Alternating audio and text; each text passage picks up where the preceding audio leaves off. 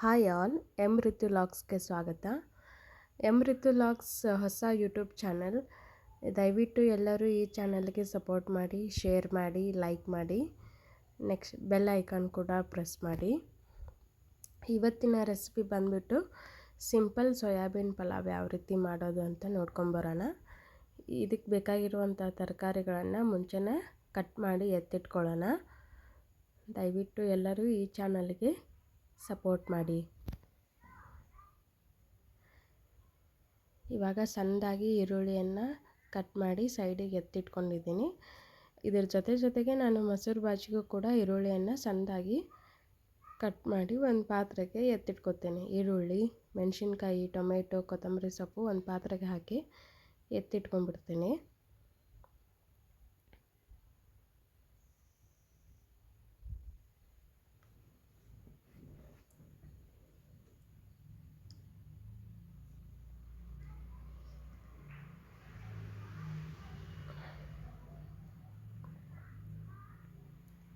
ಎಲ್ಲ ತರಕಾರಿಗಳನ್ನು ಕಟ್ ಮಾಡಿ ಒಂದು ಪಾತ್ರೆಗೆ ಹಾಕಿ ಒಂದು ಅರ್ಧ ಟೇಬಲ್ ಸ್ಪೂನಷ್ಟು ಉಪ್ಪು ಸೇರಿಸಿ ಚೆನ್ನಾಗಿ ಮಿಕ್ಸ್ ಮಾಡಿ ಎತ್ತಿಟ್ಕೋಬೇಕು ಸೈಡಿಗೆ. ಸೊ ಇವಾಗ ಸಿಂಪಲ್ ಸೋಯಾಬೀನ್ ಪಲಾವ್ ಯಾವ ರೀತಿ ಮಾಡೋದು ಅಂತ ನೋಡೋಣ. ಫಸ್ಟ್ ಪಾತ್ರೆಗೆ ಬಿಸಿಗೆ ಇಟ್ಕೊಂಡು ಆ ಪಾತ್ರೆಗೆ ಎಣ್ಣೆ ಹಾಕಿ, ಎಣ್ಣೆ ಕಾದಾದ ನಂತರ ಜೀರಿಗೆ, ಸಾಸಿವೆ, ಕರಿಬೇವು, ಸಣ್ಣದಾಗಿ ಕಟ್ ಮಾಡಿರುವಂತಹ ಮೆಣಸಿನ್ಕಾಯಿ ಹಾಕಿ ಸರಿಯಾಗಿ ಬೇಯಿಸ್ಕೋಬೇಕು. ಮೆಣಸಿನ್ಕಾಯಿ ಚಟಪಟ ಅಂದು ಸರಿಯಾಗಿ ಬೆಂದಾದಮೇಲೆ ಈರುಳ್ಳಿಯನ್ನು ಸೇರಿಸ್ಕೋಬೇಕು. ಈರುಳ್ಳಿ ಹಾಕಿದ ನಂತರ ಅದಕ್ಕೆ ಒಂದು ಚಿಟಿಕೆ ಅರಿಶಿನ ಮತ್ತು ಒಂದು ಸ್ವಲ್ಪ ಉಪ್ಪು ಹಾಕಿ ಆ ಈರುಳ್ಳಿಯನ್ನು ಒಂದು ಕಂದು ಬಣ್ಣ ಬರುವವರೆಗೂ ಬೇಯಿಸ್ಕೋಬೇಕು.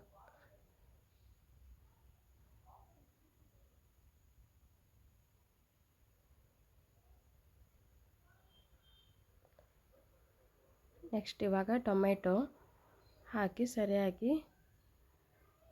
ಬೇಯಿಸ್ಕೋಬೇಕು.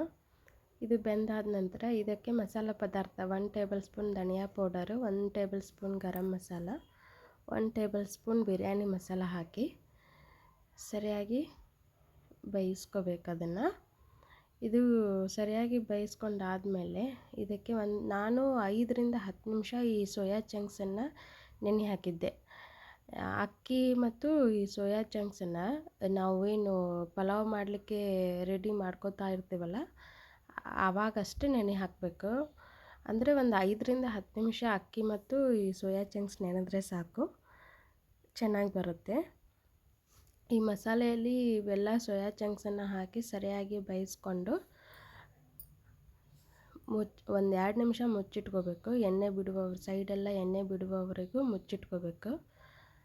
ಸೋಯಾ ಚಂಕ್ಸ್ ಹಾಕಿದ ನಂತರ ಇದಕ್ಕೆ ಕಸೂರಿ ಮೇಥಿ, ಒಂಚೂರು ಕಸೂರಿ ಮೇಥಿಯನ್ನು ಹಾಕಿ ಕೈ ಆಡಿಸ್ಬೇಕು. ನಂತರ ಅಕ್ಕಿ, ನಾನು 1.5 ಪಾವ್ ಅಕ್ಕಿ ಹಾಕಿದ್ದೆ. ಅದಕ್ಕೆ 3 ಲೋಟ ನೀರು ಹಾಕಿ ನಿಂಬೆ ರಸ, ಒಂದು ಅರ್ಧ ಹೋಳು ನಿಂಬೆ ಹಣ್ಣಿನ ರಸ ಸೇರಿಸಿ ಕೊತ್ತಂಬರಿ ಸೊಪ್ಪು ಹಾಕಿ ಒಂದು ಕುದಿ ಬರೋವರೆಗೂ ಕುದಿಸ್ಕೊಂಡು ಆಮೇಲೆ ಮುಚ್ಚಳನ ಮುಚ್ಚಿ 2 ವಿಸಿಲ್ ಬರೋವರೆಗೂ ಕಾಯಬೇಕು.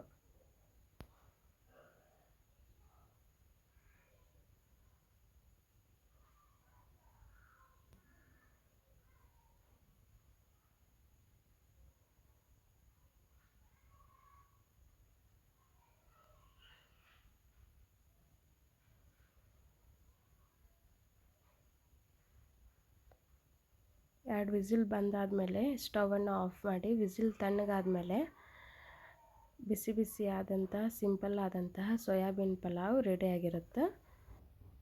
ಈ ಪಲಾವ್ಗೆ ಮುಂಚೆನೇ ನಾವು ಮೊಸರು ಬಾಜಿಗೆ ಎಲ್ಲ ತರಕಾರಿಗಳನ್ನು ಕಟ್ ಮಾಡಿ ಉಪ್ಪು ಹಾಕಿ ಸೈಡಿಗೆ ಒಂದು ಪಾತ್ರೆನ ಎತ್ತಿಟ್ಕೊಂಡಿರ್ತೀವಲ್ಲ ಆ ಪಾತ್ರೆಗೆ ಒಂದು ಸ್ವಲ್ಪ ನೀರು, ನೆಕ್ಸ್ಟು ಒಂದು ಸ್ವಲ್ಪ ಮೊಸರು ಹಾಕಿ ನಮ್ಮ ಅಳತೆಗೆ ತಕ್ಕಂತೆ ಮೊಸರು ಬಾಜಿಯನ್ನು ರೆಡಿ ಮಾಡಿ ಈ ಉದುರಾದಂತಹ ಸಿಂಪಲ್ ಆದಂತಹ ಸೋಯಾಬೀನ್ ಪಲಾವ್ ಜೊತೆ ಮೊಸರು ಬಾಜಿಯನ್ನು ಹಾಕಿ ತಿಂದರೆ ರುಚಿಯಾದಂತಹ ಸೋಯಾಬೀನ್ ಪಲಾವ್ ಸವಿಯಲು ಸಿದ್ಧವಾಗಿರುತ್ತದೆ.